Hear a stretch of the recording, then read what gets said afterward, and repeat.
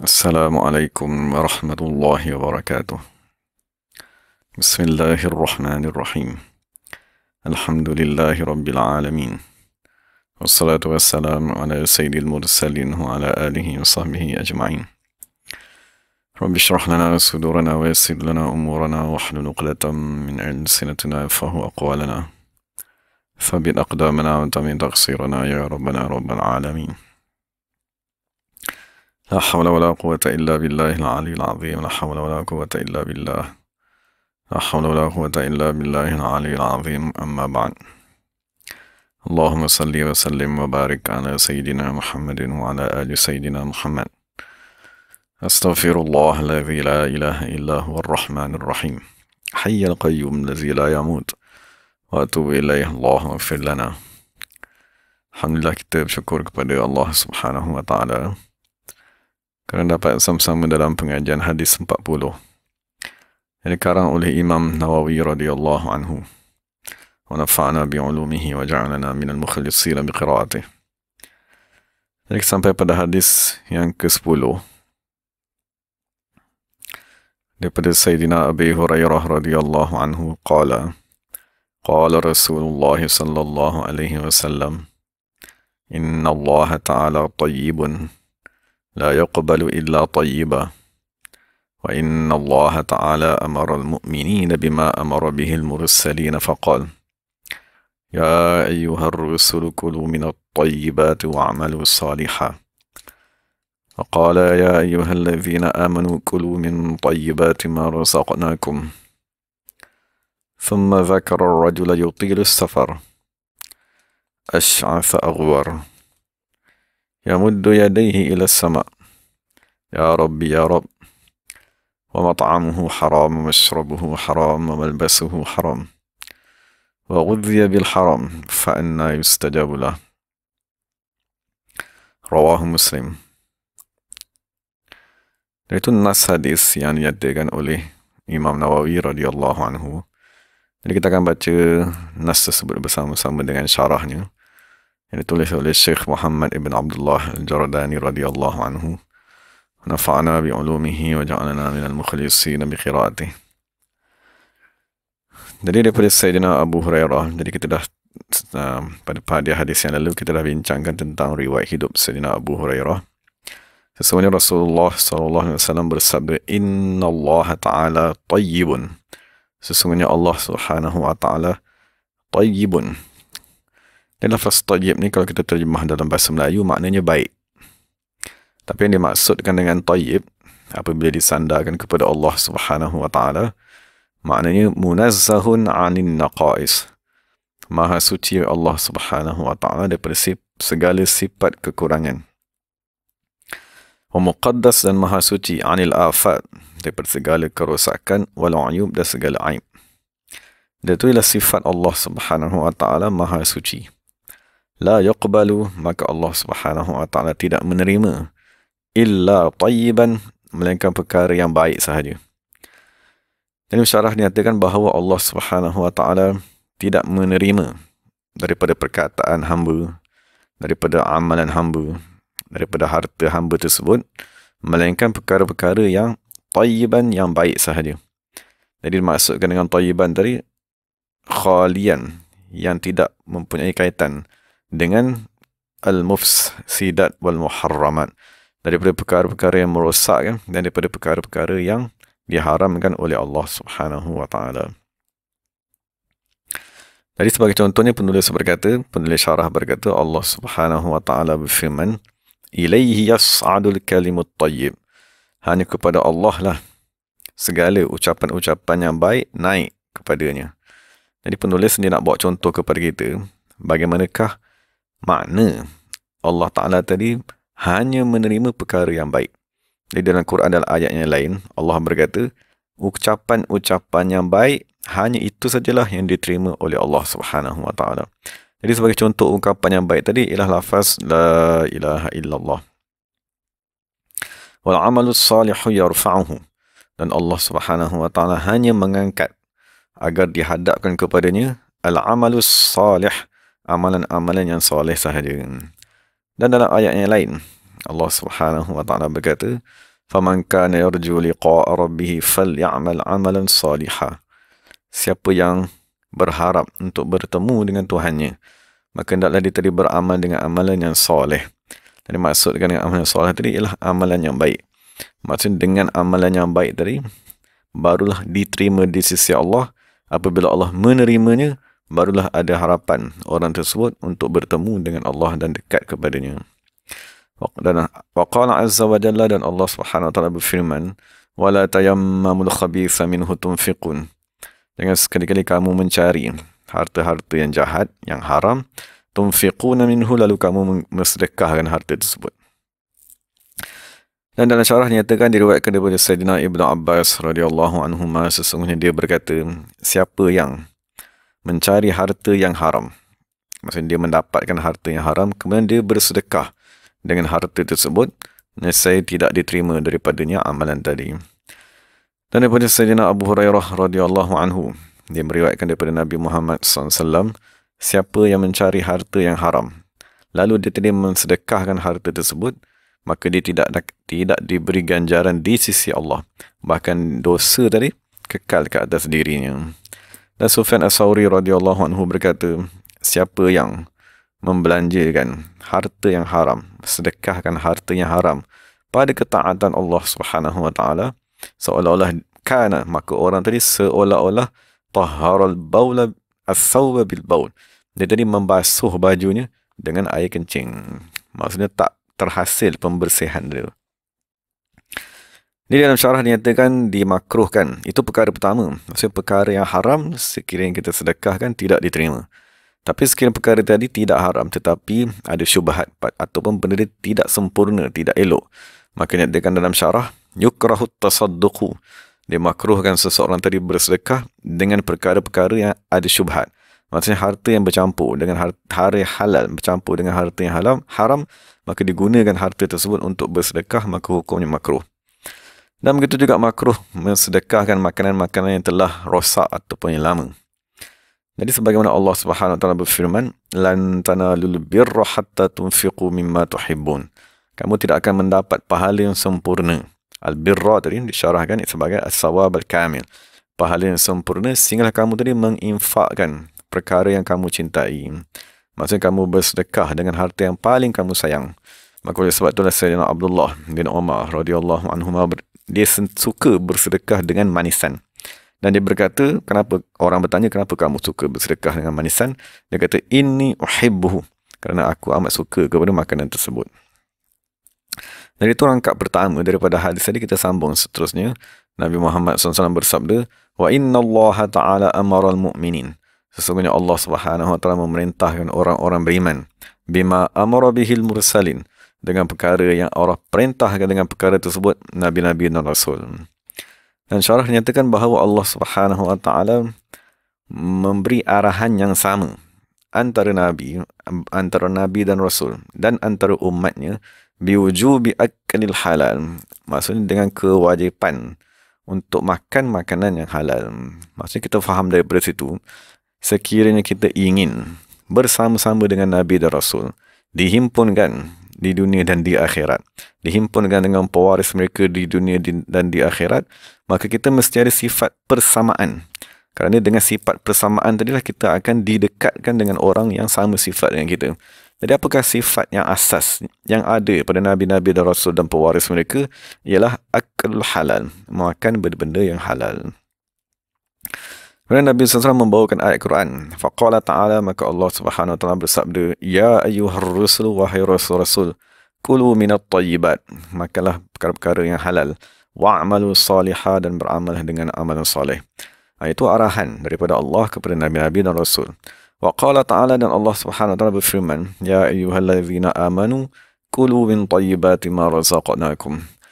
Wahai orang-orang yang beriman, makanlah daripada perkara-perkara halal yang kami rezekikan, yang kami ciptakan sebagai kemanfaatan kepada kamu. Jadi dalam syarah dinyatakan bahawa Allah Subhanahu wa taala menyatakan bahawa perkara-perkara yang halal dinamakan sebagai tayyib, sesuatu yang baik, sesuatu yang lazat. Adapun perkara yang haram, sekalipun kita rasa seronok memakan benda yang haram tersebut, tetapi disebabkan haram tadi membau kepada siksaan di sisi Allah, maka dia dihukumkan mudirrun, memberi kemudaratan dan tidak memberi kebaikan kepada orang yang memakannya. Dan diriwayatkan daripada Sayyidina Umar bin Abdul Aziz radhiyallahu anhu, dia berkata, pada satu hari dia berkata, malam tadi dah aku makan, maksudnya kacang kuda dan kacang dal. Maka dia kata dia makan dia tu menyebabkan perutnya kembung. Maka orang yang hadir bersama-samanya berkata, wahai Amirul Mukminin, sesungguhnya Allah Subhanahu wa taala berkata di dalam Al-Quran, kulu min tayyibati ma razaqnakum, makanlah perkara-perkara yang baik yang telah kami rezekikan kepada kamu. Jadi seolah-olah orang yang hadir ini nak bagi tahu, wahai Amirul Mukminin Umar bin Abdul Aziz, makanlah makanan yang baik. Jangan makan makanan-makanan yang boleh menyebabkan kembung perut ataupun tidak sihat pada badan. Jadi seolah-olah thayyibat tadi merujuk kepada jenis makanan yang kita makan. Apakah makanan tersebut? Kemudian Sayyidina Umar bin Abdul Aziz berkata, hayhat, amat jauh dia kata. Sesungguhnya kamu tadi telah memahami ayat Quran dengan kefahaman yang tidak sepatutnya. Bahawasanya Allah Subhanahu wa taala maksudkan dengan thayyibat ialah al-kasb, usaha ataupun kerja. Wala yuridu thayyibat ta'am. Allah tidak maksudkan makanan-makanan yang baik. Jadi maksudnya ini makna kedua. Maksudnya daripada lafaz dan daripada ayat Quran tadi, kita boleh faham dua makna. Allah Subhanahu wa taala mengarahkan kita memakan makanan yang halal. Jadi persoalannya, apakah makna memakan makanan yang halal?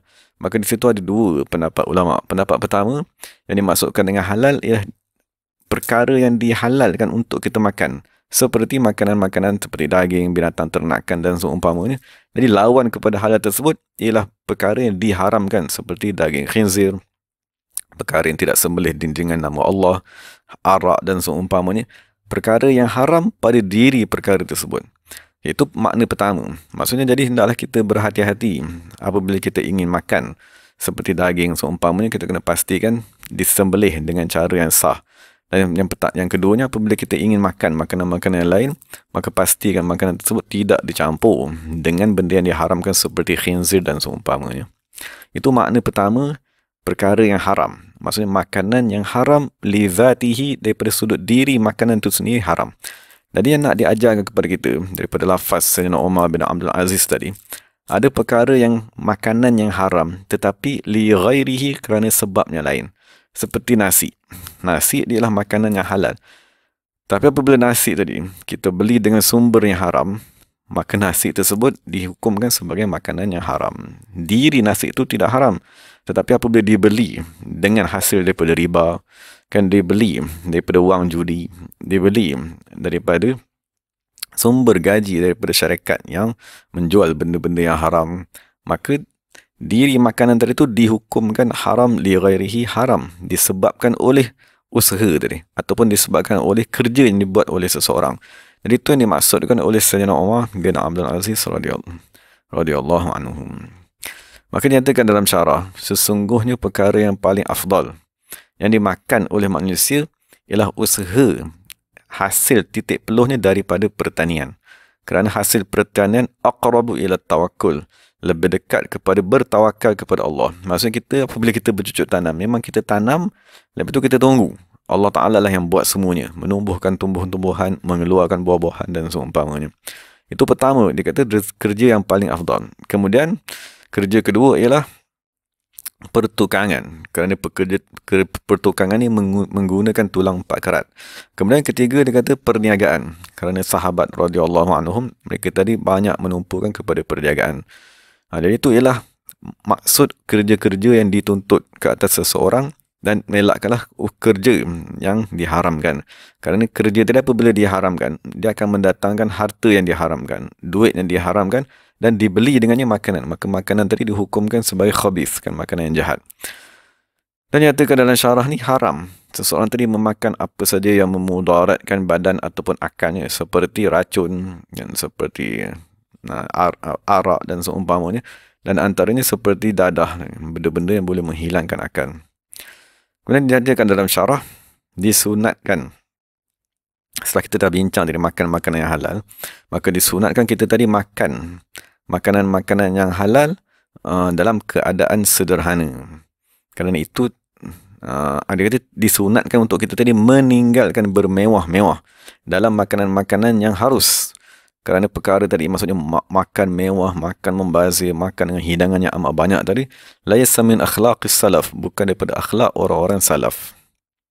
Kecuali sekiranya ada hajat, kan, seperti nak menjamu tetamu, ataupun waktu-waktu perayaan hari Ashura, 2 hari raya dan seumpamanya.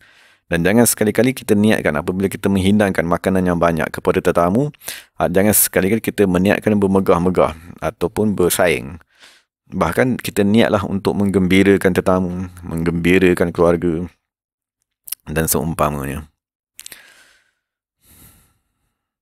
Maka dinyatakan dalam syarah, disunatkan seseorang tadi makan perkara yang diingini dan bersama-sama dengan ahli keluarganya secara sederhana. Kan, maksud sesekali kita makanlah benda-benda yang sedap, kan, benda-benda yang Allah ciptakan, daging seumpamanya, dan disunatkan kita makan benda-benda yang manis daripada makanan.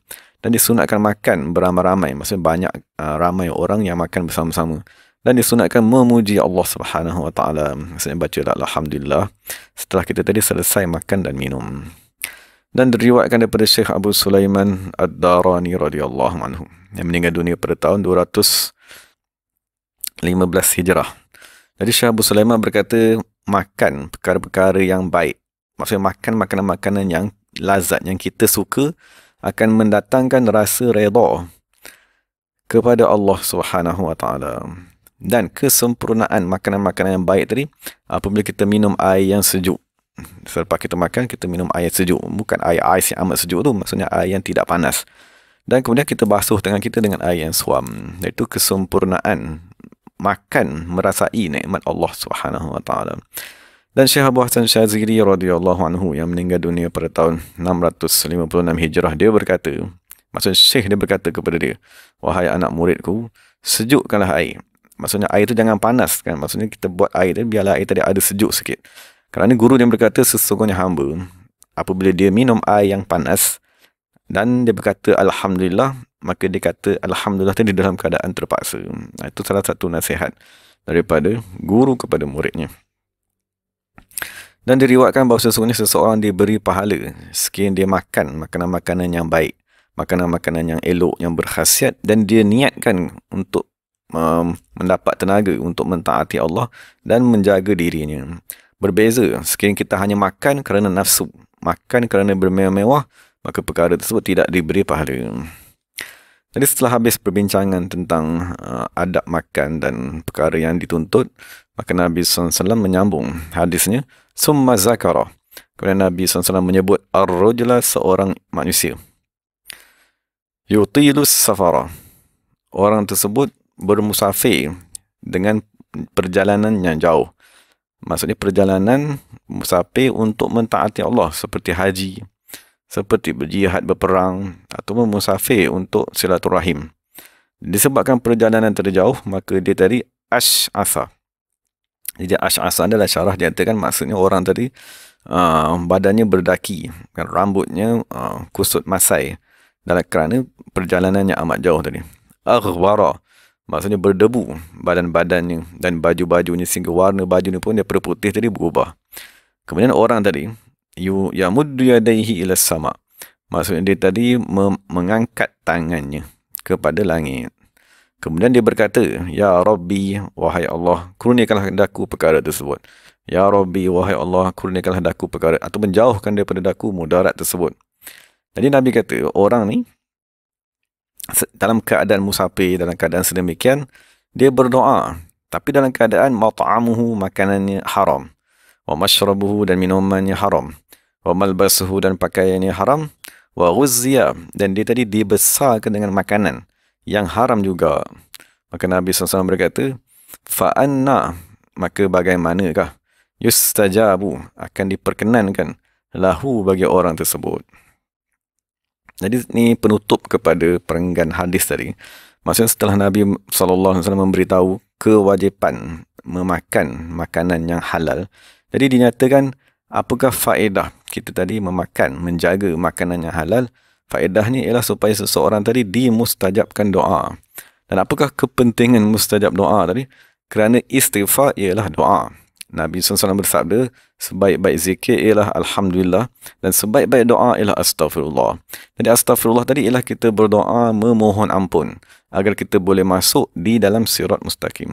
Jadi sekiranya kita tadi makan benda yang haram ataupun daripada sumber yang haram, maka istighfar yang kita baca setiap hari pun takkan diterima di sisi Allah Subhanahu Wa Taala.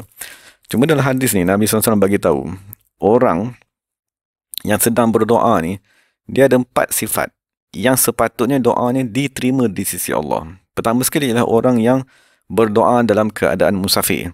Maksudnya apabila kita tadi musafir, ingatan kita kepada rumah tangga, ingatan kita kepada negeri, kepada kampung, maksudnya ingatan tu semua dah hilang. Jadi dia akan fokus kepada dirinya sendiri. Dia seolah-olah beruzlah meninggalkan dunia. Dalam keadaan pertama, dia memusafir. Kedua, dalam keadaannya menghinakan dirinya, kusut masai, apa lagi, dalam keadaan dirinya tidak bermewah, tidak pakaian yang mewah, tidak menaiki kenderaan yang mewah. Itu keadaan kedua yang sepatutnya doa tadi diterima. Dan keadaan yang ketiga, dia mengangkat tangan. Maksudnya mengangkat tangan ialah salah satu sebab seseorang tadi diterima doanya di sisi Allah Subhanahu Wa Taala. Dan keempat, Nabi beritahu, dia mengulang, Ya Rabbi, Ya Rabbi. Jadi salah satu lagi perkara yang akan menyebabkan doa mustajab ialah kita tadi ulang 2 kali. Sekurang-kurangnya kita ulang 3 kali, kan 3 kali apa yang kita, perkara yang penting yang kita nak tadi kita ulang. Jadi Nabi dah bagi tahu orang ni dah buat 4 perkara yang sepatutnya doa tadi dimustajabkan. Tapi disebabkan makanan yang haram tadi, maka Nabi kata fa anna yustajabu lahu. Bagaimanakah Allah nak menerima doa yang dia tadi baca ataupun yang dia tadi mohon daripada Allah Subhanahu Wa Taala. Jadi itulah keadaan apabila kita dah mula nak beribadat, mendekatkan diri kepada Allah Subhanahu Wa Taala. Maka kita dah bincang sebelum ni, arahan pertama yang akan diberikan oleh guru kepada murid ialah istighfar, agar dia tadi diterima taubatnya. Apabila diterima taubatnya, dia boleh masuk ke dalam sirat mustaqim.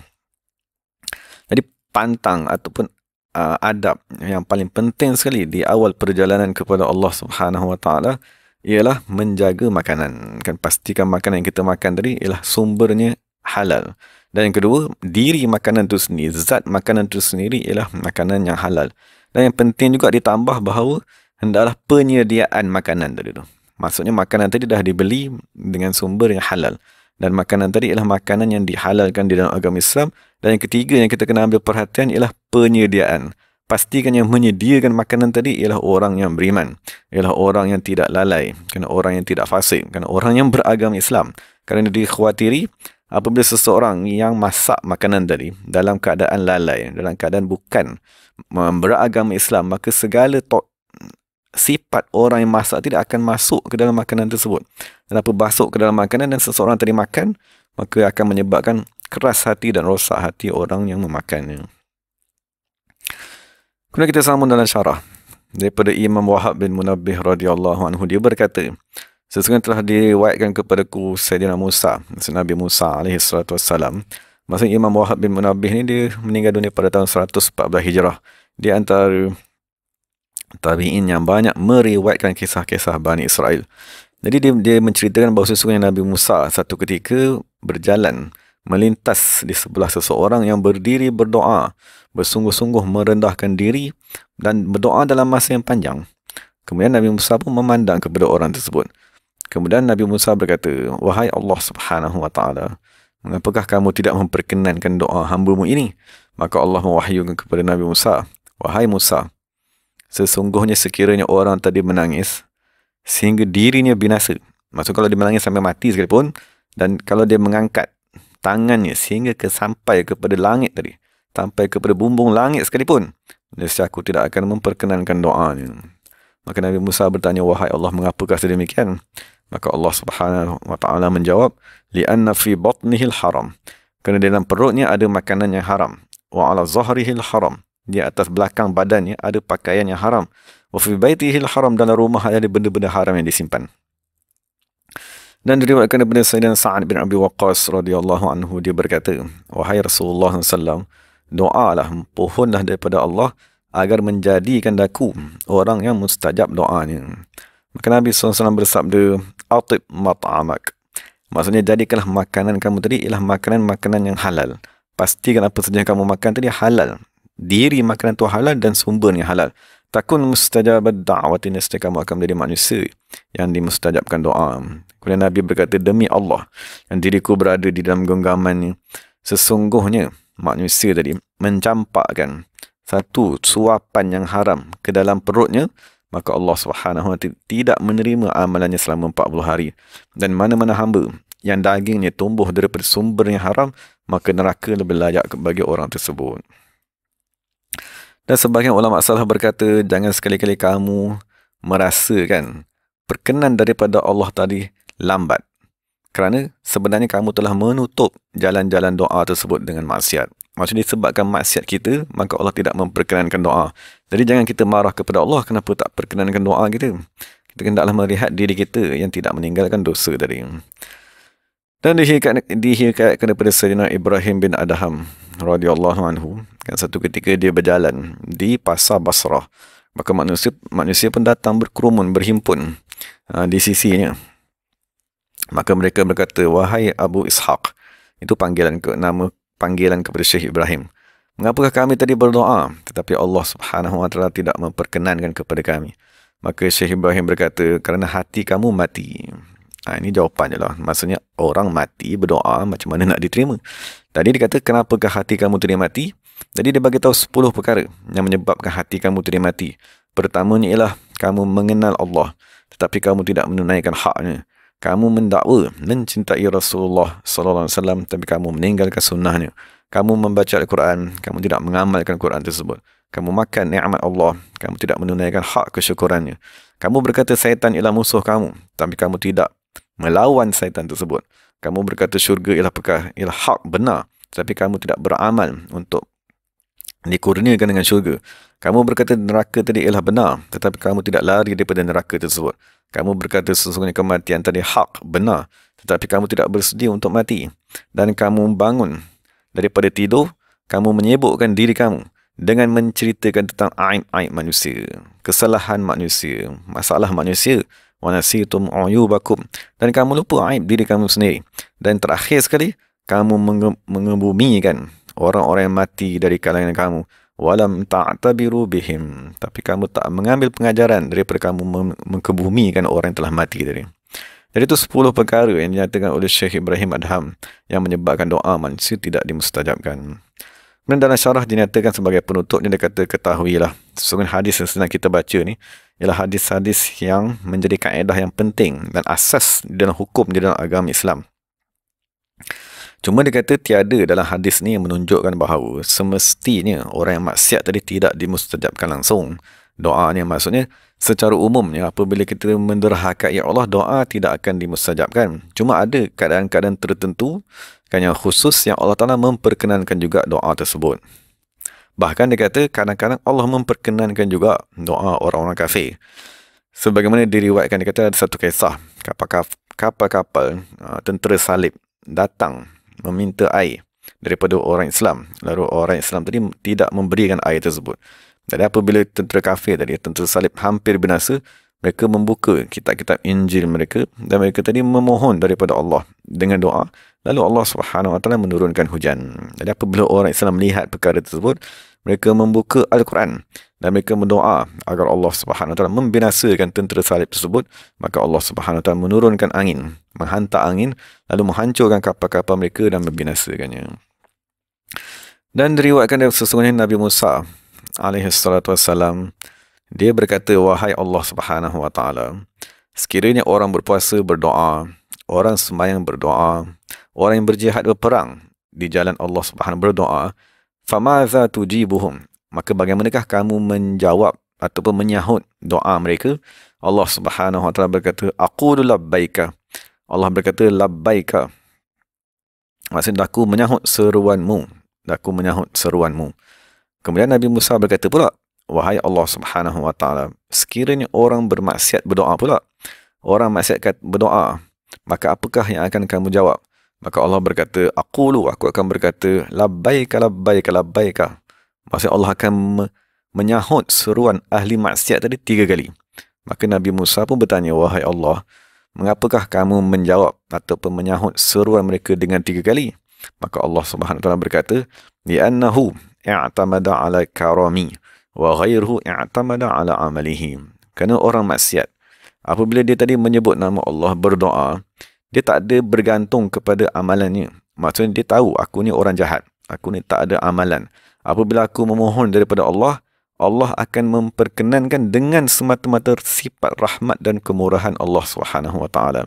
Jadi itu ahli maksiat, akidah di sisi mereka. Tapi di sisi ahli ibadat yang masih belum disucikan hatinya, ahli ibadat yang belum ditazkiyahkan, apabila mereka berdoa, kita tanya dia, apa sebab Allah akan menerima doa kamu? Oh, dia kata sebab aku sembahyang banyak lah. Dia sebab aku ahli berjihad, berperang. Disebabkan puasa aku banyak ni lah, Allah Ta'ala akan mengampunkan dosa-dosa ataupun Allah akan memperkenankan doa aku. Itulah perbezaan yang ingin dinyatakan daripada riwayat daripada Nabi Musa AS. Dan Imam Baihaqi menyatakan dalam kitab Syu'abul Iman daripada Sayyidina Jabir bin Abdullah, berkata Nabi Muhammad SAW bersabda, sesungguhnya Jibril diwakilkan untuk menunaikan hajat-hajat manusia. Dan apabila orang beriman berdoa, Allah SWT berkata, wahai Jibril, sekat dulu hajat hamba-Ku yang beriman tadi, kerana sesungguhnya aku mencintainya dan aku mencintai untuk mendengar suaranya. Maksudnya kita ulang kan, satu hari, Allah masih belum memperkenankan, sebulan, 2 bulan, 3 bulan, kita mohon perkara yang sama, Allah tidak memperkenankan. Bukan makna Allah tadi membenci, bahkan Allah kata aku suka nak dengar suara dia tadi berdoa. Wa idza da'al kafir, dan sebaliknya pula, apabila orang kafir berdoa, dan satu riwayat ialah orang ahli maksiat ataupun orang yang menderhakai Allah, maka Allah berkata kepada Jibril, iqdi hajat abdi, tunaikan hajat tu manusia degil dia ataupun manusia kafir dia, fa inni ubghiduhu, maka aku benci orang tersebut, dan wa ubghidu sautahu, dan aku tak suka nak mendengar suaranya. Dan setengah riwayat ataupun daripada Syekh Abdul Aziz Ibn Abi Bakar Al-Qurashi Al-Mahdawi, dia berkata, man lam yakun fi du'aihi tarikan li ikhtiyarihi radiyan bi ikhtiyarillahi ta'ala fahuwa mustadraj. Ini penutuplah beberapa adab apabila kita tadi berdoa. Maksud Syekh Abdul Aziz mengajar kepada kita. Maksud Syekh Abdul Aziz ini meninggal pada tahun 621 Hijrah. Dia hidup sezaman dengan Syekh Al-Akbar Muhyiddin Ibn Arabi. Jadi Syekh ni berkata, sesiapa yang apabila dia tadi berdoa, maksud kita kena faham berdoa ialah ibadat. Maksud kita mengangkat tangan, membacakan ayat-ayat doa, itu adalah ibadat semata-mata kepada Allah Subhanahu Wa Taala. Jadi semasa kita berdoa, apakah akidah yang perlu ada dalam diri kita? Kita kena tarikan likhtiyarihi. Kita mesti meninggalkan kehendak diri kita sendiri, radiyan bi ikhtiyarillah. Maka kita kena redha dengan apa yang Allah nak. Maksud walaupun kita doa sesuatu permintaan, tapi kita kena serahkan kehendak kepada Allah Ta'ala. Jangan kita berdoa dan kita dalam hati kita nak perkara yang kita doa tadi, dan Allah mesti ikut kehendak yang kita nak. Jadi sekiranya kita berdoa dalam keadaan kita memutuskan satu permintaan dan kita minta Allah mesti memperkenankan permintaan tersebut, fahuwa mustadrajun. Orang tadi dihukumkan sebagai mustadraj. Maksudnya orang yang ditunaikan hajatnya untuk dijauhkan daripada Allah Subhanahu Wa Taala. Bahawa mimman qila lahu qud hajatahu fa inna akrahu isma sawta. Maka orang tadi dia ialah dari kalangan manusia yang Allah kata kepada Jibril, tunaikan hajat dia. Aku tak suka nak dengar suara dia. Fa in kana ma ikhtiyaril haq la ma ikhtiyari nafsihi. Tapi sekiranya seseorang tadi berdoa, dia ada doa-doa yang dibaca, yang dia lafazkan, tapi dia kata, aku serahkan kepada Allah apa yang Allah Ta'ala ingin tunaikan. Aku bersama-sama, aku redha dengan apa saja kehendak Allah. Ingin menunaikan doa aku sekarang ke, nak perkenankan doa aku tahun depan ke, ataupun ingin tidak memperkenankan ke, itu terpulang, ataupun Allah nak tukar dengan perkara lain ke, itu aku serahkan, aku redha dengan apa saja ikhtiar Allah Subhanahu Wa Taala. Sekiranya kita berdoa dengan akidah sedemikian, kana mujaban, maka orang tadi sebenarnya dia mustajabkan doanya. Wa illam yu'ta, sekalipun dia tadi tak diberikan apa yang dia tadi ingini, apa yang dia minta tadi. Kerana ini dinyatakan wal a'mal bi khawatimiha, kerana sesungguhnya amalan tadi kita lihat kepada penutupnya atau penghujungnya. Maksudnya sekiranya dia tadi berdoa, hasil daripada doa tersebut dia redha dengan Allah, maka itulah makna doa tadi diterima. Tapi sekiranya kita berdoa tidak mendatangkan keredaan kepada Allah, bahkan kita seolah-olah nak mengajar Allah Subhanahu Wa Taala, bahkan kita nak memaksa Tuhan memperkenankan apa yang kita kehendaki, maka itu tidak menunjukkan kepada orang tadi dimustajabkan doanya. Bahkan orang tadi semakin jauh, semakin hari berdoa, semakin jauh daripada Allah Subhanahu Wa Taala. Maka itu adab yang penting. Kita berdoa, tapi dengan akidah aku redha dengan apa saja yang Allah Taala pilih, bukan apa yang kita pilih. Dan itulah penutup kepada syarahan yang dinyatakan oleh Imam Syekh Muhammad Jardani radhiyallahu anhu dalam kitabnya Al-Jawahir Al-Lu'lu'iyah. Dan hadis yang kita baca tadi diriwayatkan oleh Imam Muslim radhiyallahu anhu wa nafa'ana bihi wa bi'ulumihi amin. Jadi alhamdulillah kita dah menyempurnakan syarah hadis yang ke-10. Jadi moga-moga Allah Subhanahu wa taala memberi kefahaman kepada kita dan memudahkan untuk kita tadi mengamalkannya. Jadi segala yang baik itu daripada Allah Subhanahu wa taala, segala salah silap itu daripada diri saya sendiri. Wa aqulu qawli hadza wa astaghfirullahal azim li wa lakum wa lisairil muslimin wal muslimat. Assalamualaikum warahmatullahi wabarakatuh. Bismillahirrahmanirrahim. Alhamdulillahirabbil alamin wassalatu wassalamu ala sayyidil mursalin wa ala alihi washabbihi ajma'in. ربنا ظلمنا أنفسنا وإن لم تغفر لنا وترحمنا لنكونن من الخاسرين ربنا آتنا في الدنيا حسنة وفي الآخرة حسنة وقنا عذاب النار سبحان ربك رب العزة عما يصفون وسلام على المرسلين والحمد لله رب العالمين قبل الله منا منكم. Jadi terima kasih kepada semua sahabat-sahabat yang mendengar bersama-sama. Moga Allah Ta'ala pelihara kita semua. Assalamualaikum warahmatullahi wabarakatuh.